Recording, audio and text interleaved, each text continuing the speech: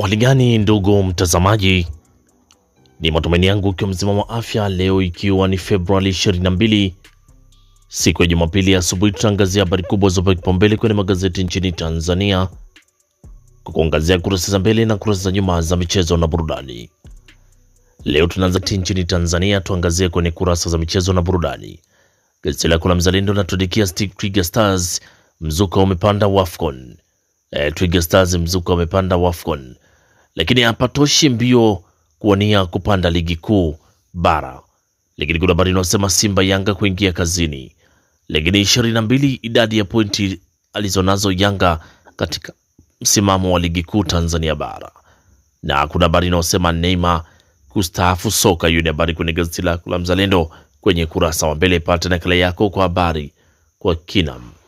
Lakini gazeti lako la Zanzibar Leo lenye linaandika kwenye michezo Simba Yanga Azam hapatoshi ligi kuu leo.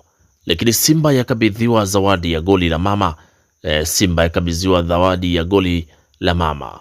Lakini je, kimataifa Arsenal imeweka rihani mbio ubingwa wa ligi kuu.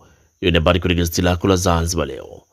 Lakini bado tuangazie kwenye gazeti lako la Mwanaspoti lenye linaandika habari inayosema Clara Ruvanga kutoka kulima hadi kucheza timu ya Cristiano Ronaldo.